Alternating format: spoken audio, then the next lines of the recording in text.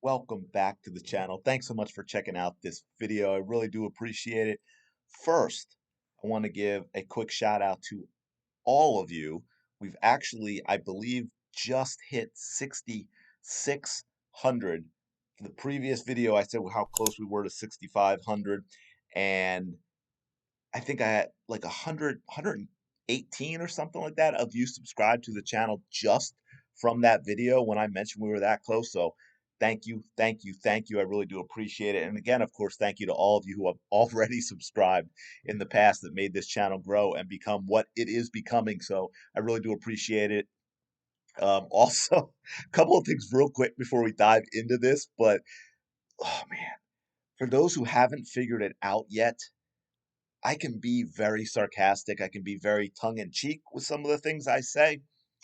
And I feel like I had to put that out there because I had a lot, there were actually a lot of people in the comments upset with what I said about Caitlin Clark going to the football game the night before, and you could see it in her 3-point shot because she was short all the time.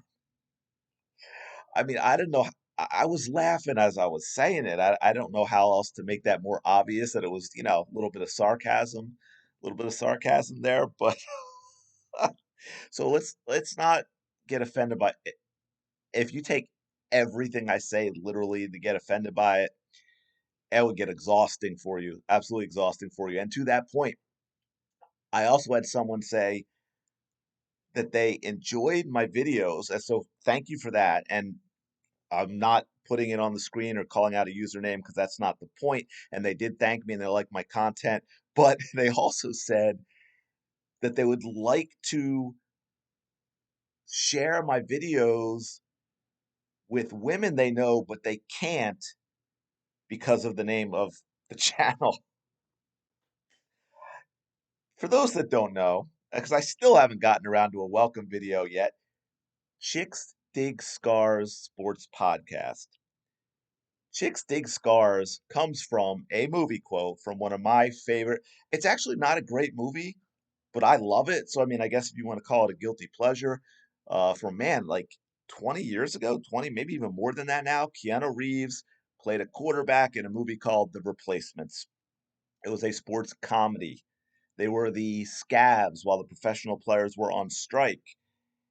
One time in the huddle for before a big play, when he makes a comment to the team about how he'd like to say something, classy or inspirational, but that's just not their style. And he goes, takes a breath and goes, pain heals, chicks dig scars, glory lasts forever. And I have always remembered that. I think it's just such a great quote. I thought that's cool. I remember being a dumb boy as a kid, and you do dumb things to get the attention of girls. It's like chicks dig scars. I like that. It's cool. I think it's funny. Look, if you think someone's going to be offended by that, definitely don't send them because you know what? Truthfully, I probably don't want them watching the videos anyway. Because I think that's kind of silly. But I also thought, there will be people who will see that and they won't watch the videos for that reason. But what are you going to do? Anyway, now we're going to dig into it. Here we go. I'm a little worked up. I'm going to do my best to keep this PG. But man, we got to talk about the absolute forest fire, the absolute joke that the entire WNBA is. And we can see why they don't want attention. We can see why they don't want new fans. And we can see why they were okay with losing millions of dollars every single year because they are a joke from top to bottom with incompetent and unlikable people from the commissioner down to the players. So we're going to run through this first.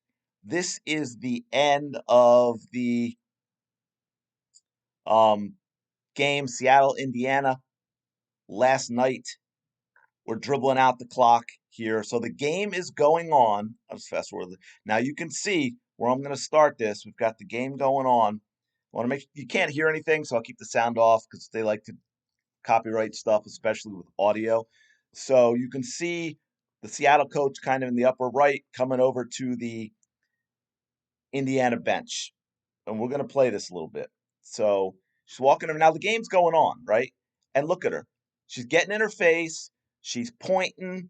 Now you've got a player coming over. You've got a coach coming over. By the way, the player, and I believe that's Diggins-Smith, right? She looks like she wants to fight. Like that is a woman with body language and talking. She's saying, "Don't touch me," to the coach. She's a nasty, nasty human being. Clearly, the referee's trying to get them back to the other side. You had two coaches and two players crossing over to the Indiana side to get into Christie's side's face while the game is happening. And what do the referees do? Absolute. Look at her complaining. Look at that. Oh man, I want to go back because this right. Where is it? Right. Watch her face. Look at that. Oh, like that is you got your backside kicked, and this is so pathetic by every single one of you. The Seattle Storm, as an organization, absolutely pathetic, unlikable, just entitled, immature, childish little brats. Wah, wah, wah. You know what this is about, folks? Well, I think it's about two things. What's going on, and what everyone's talking about is that it's about the fact that Seattle emptied their bench and then Christy Sides didn't do it at the same time. Now, if I remember correctly, she did it at the next stoppage, which I don't think any time actually ran off the clock. But either way, professional basketball league, supposedly a professional basketball league. Guess what, Seattle? Guess what? Quinn, I want to get it right because she deserves to get lit up for this actual complete joke that she is right here with this ridiculous behavior. You are embarrassed because you lost to Caitlin Clark in the Indiana Fever. You got crushed by Caitlin Clark and the Indiana Fever when you're supposed to be one of the top teams in the league and you've already beaten them 3 times. And you were so utterly embarrassed by that fact that you are not an adult. You have no maturity or self-control whatsoever. And this is the nonsense you pull. Simply because the other team didn't put in their subs when you wanted them to? Who the hell are you? You don't coach the Indiana Fever. You could leave your starters in the game if you want to. There is no mercy rule. There is no lead limit or scoring limit or any other of that nonsense in a supposed professional basketball league. This is just another view. But you can see the same nonsense with the pointing and yapping. And by the way, we're going to get into the referee too, because this is absolute BS. Every single one of them should have been teed up. Every single one of them should have been teed up. And this is a mob going over to intimidate, and then she comes back and look at the body language. This is a mob that going over to intimidate the other coach because they got their butts kicked and they cannot handle it. This is, and the point, look at that. Are you kidding me? She should be suspended for the rest of the season. The WNBA is an absolute joke of a basketball league. An absolute joke of a basketball league. This is absolutely ridiculous. No excuse whatsoever for this. I've never seen anything like this in sports. By the way, there was more. And this is why I think this was also a little bit of it. And I have another angle of this, but this is towards the end of the game. This is only 4 seconds long in this one, but I just want you to see this before we get to the next part. This is going into a timeout. Caitlin Clark's coming over to her bench. They're playing at home. This is a huge win for the Indiana Fever. Caitlin Clark's getting the crowd pumped up. You watch Skylar Diggins-Smith, who, by the way, I defended because she went through something similar to Hamby, but now I have no sympathy whatsoever for her because she's a terrible person. So, watch this. She speeds up, bumps into Clark. By the way, there's a ref right there. That's a technical foul. Bumps Clark and redirects her into the Seattle bench. And so Clark just walks through it, which you will see from this angle. Sorry, I should have full screened that one, but there wasn't much to that. But you'll see it here. Now watch on the right. You'll see Skylar Diggins-Smith come into this, and she actually speeds up so she can bump into Caitlin Clark. Like, look, there she goes. She speeds up, bumps into her, redirects her into the bench. So Caitlin just goes around the other way. And they get upset by that because they are pathetic, immature little children with zero self-control and complete entitlement because they've been able to play in a league that's been around for 30 years almost, and they don't have to do anything to turn a profit. This is the epitome of entitlement, folks. And this is the kind of behavior that you get from entitlement and participation trophies. By the way, because this was funny, shout out to Logo 3 Sports for getting this. And this is why I say it's a little bit part of what Caitlin, well, she didn't do it. Skylar Diggins-Smith actually did it. But this is Seattle being so absolutely butthurt by all of this. I mean, this is a child who doesn't get what it wants, but has no self control and has not been parented correctly, and is just let loose on on society, right? Completely upset, still complaining, still whining, and then Caitlin's like, she's not backing down from that nonsense. She's telling him to stop crying. Enough's enough. Now, Katie Lou, come get your girl. I tell you, Katie, I don't know what they'll do without Katie Lou. Lexi Hall does a little bit of that too, but Katie Lou's got a lot of responsibility keeping Caitlin Clark under control. And Caitlin knows it too. She's like, yeah, I know I'm a pain in the butt and you got to work hard to keep me under control. Lexi's trying to keep her under control. But good. You know what? Because that's exactly the crap the Seattle Storm need. Because absolutely, utterly ridiculous behavior. No excuse for that. Like I said, I praised the Seattle coach earlier in the season. I thought she was classy in how she was handling the Caitlin Clark stuff because she wasn't acting the way other players and other coaches were. But I guess that's how she appears when winning. Right? Let's go back. Remember Sides and Weatherspoon of Chicago? Remember how Weatherspoon basically ignored Sides after the Indiana Fever beat the Chicago Sky and just basically barely shook her hand and walked right by her because she was ticked off. But when the Sky finally beat the Fever, she greets her warmly and she hugs her and she talks a long time in her ear. Absolute nonsense. And one more thing before we move on to what another aspect of the joke of the WNBA. How are there no technicals? How is the referee? Now, I'm pretty sure I didn't double check for this video because I didn't think I was actually going to go there, but I'm pretty sure that that is an automatic technical for both coaches and both players for crossing half court. And by the way, this is also during the game. The game is actually going on in terms of the clock winding down. It's not even a dead ball, let alone a timeout. And they cross over to the other team's side to get in the coach's face. Every single one of them should have been teed up. They didn't go back immediately. They should have been teed up again and tossed, and they should be suspended because this is thug play. That's what this is. And I'm sorry. I know that just like everything else, they've now turned that into a skin tanning word, which it is not. It is behavior. So if that's your thought, that's a lot of issues that you have with yourself. Because I know plenty of not so tan people that act the same way, and it's the same word for them too. But there's no excuse for there's no excuse for Seattle to do any of this.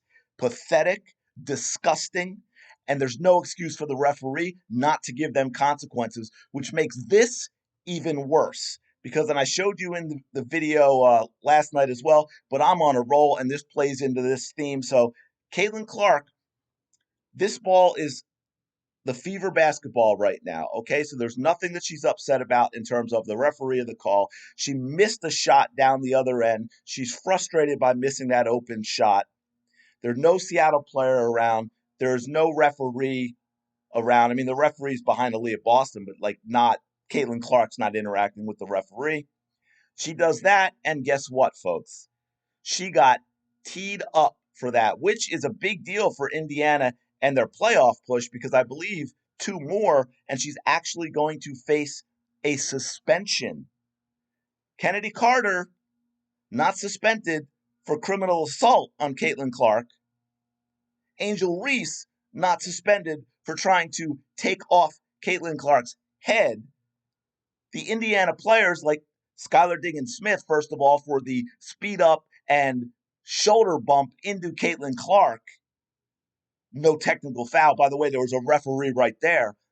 Skylar Diggins-Smith, the other player, the two coaches for Seattle, going over to the Indiana side during the game and getting inside space. No technicals, no suspensions there. But Caitlin Clark got a technical for this and is facing a suspension. Absolutely ridiculous. Now, if I have this correct, and I'm showing this is kind of funny, I believe, and this should be uttered this is for the entire WNBA. If we're looking at this, Caitlin's trying to figure it out and watch. It's tough to see right there. Back up. She tells she's lucky. I'm guessing he didn't hear because with how sensitive his entitled little butt is, he probably would have teed her up and tossed her. She tells him right there, grow up. And she's right. And it's a message for the entire WNBA. The entire WNBA, from the commissioner on down, needs to grow up. What they are showing fans is pathetic. It's unlikable. It's entitlement. It's immaturity. It's childish. It's disgusting. It is truly, truly disgusting behavior. Now, here we go. Caitlin Clark is asked about that. And by the way, the point now with the referee, this is not just this time. I'm not just complaining about, oh, how could that be a T? But you saw just in this game, two huge problems with the referees. That being a T, or three, that being a T, not teeing up Skylar Diggins-Smith and not teeing up both players and both coaches for Seattle at the end of the game. And that is the type of refereeing you get throughout the WNBA. It's not just Indiana. I want to make that clear. And that's why I'm showing it. Because that's what I'm saying. From top to bottom, commissioner down, the WNBA is a joke. It is an absolute joke. And this is a huge reason. Forget just the product on the court. No one wants this nonsense. Maybe me a little bit because I get to do stuff like this and it's fun to rant about it. But no one wants this nonsense. But she talks a little bit here about it, and she gives the explanation of what the referee said to her. Well, I got a technical for basically being mad at myself because I missed the three and then I went and hit the backboard, and he told me it was disrespectful to the game of basketball. So I don't know, it reminded me of the technical that I got in college where I said damn it, where it's like a personal frustration, had nothing to do with my team, had nothing to do with their reffing, had nothing to do with other team. It was just because I'm a competitor and I felt like I should have been making more shots. So but I think he fired me up to continue to play a lot harder. I thought we got a lot better after he did that, so I want to thank him. That is awesome, by the way. That is throwing shade for sure. For sure, throwing shade. And to that, now think about it. That was disrespectful to the game. By the way, referee, same thing. Incompetent, entitled, childish, thin-skinned, incompetent. And you've got that throughout the WNBA from their officiating. And to that point, shout out to Stat Mamba, by the way. Caitlin Clark, now that technical was in the second half, okay? So before tech, 11 points, 2 rebounds, 3 assists, 4 of 13, 1 of 8 from 3. After, 12 points, 3 rebounds, 6 assists, 5 of 6 from the field, 2 of 2 from 3. And that, of course, is in less time because, like I said, we were already in the second half for that. So, yeah, wow. Absolutely ridiculous. And to that point, yet another one that seems like a small thing, but it's a pile on. And we're getting all these examples from the same game, but this is the WNBA, which is why I'm doing it, because this is the WNBA as a whole. This is how bad one game is. What else had up? I said it last night in the other video, a cluster truck, right? That's what I wonder what the AI transcription is going to actually put when it gets to that. Anyway, the rookie assist record.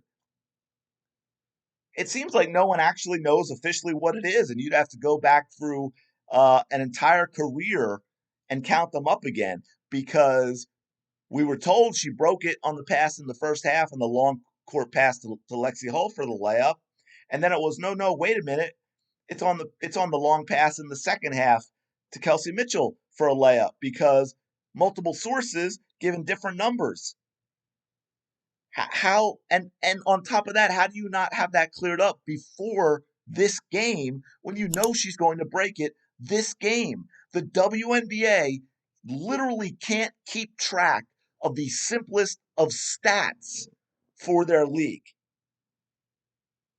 The entire league is garbage. It's incompetent. It's entitlement. They have nobody with professionalism that is competent in their job in any position in this league. The entire management of the league, from the commissioner on down, must go. The NBA needs to clean house. It is a new era. They've got a new opportunity to actually be decent. They've got to get the players and the coaches under control. Clean house there, too. You know what? Let's bring in all the players in Europe and Australia and just get rid of the US players for a little while. Maybe they'll go and learn something. They can go to their 3v3 league that's going to fail. Maybe they can develop a little maturity, a little self-control, a little sportsmanship. Maybe figure out how to become just a tiny bit likable, learn how to handle questions in a press conference. Oh my, and by the way, in Vegas, the Las Vegas crowd was booing Derica Hamby every time she touched the ball. But you know what? We're going to do a separate video on that because that is not looking good for the WNBA. That is going to be bad for the WNBA. And Becky Hammon made it worse. And we're going to do a video on that as well. But I'm going to leave it there because I ranted long enough. Your ears are probably bothering you a little bit. I appreciate you if you're still listening. Please like and subscribe if you are enjoying the content. Thank you so much for checking out these videos. Let me know your thoughts on the WNBA in the comments below. Is this league even salvageable? Should we just close it all up and start a brand new league from scratch? I think that might be, that might be the best thing to do. And for all those going, "Oh, that's crazy." Hey, soccer was not much of a sport here for a long time, and that was done multiple times with soccer. Professional leagues started, professional leagues folded. Try it again in a few years till finally got the MLS solidified, finally got NWSL solidified, but there were multiple leagues, both men's and women's, that were tried and folded. So, hey, it's not without precedent. So maybe we just get rid of the whole thing. Let me know your thoughts. Thanks for checking out this video, and I will talk to you later.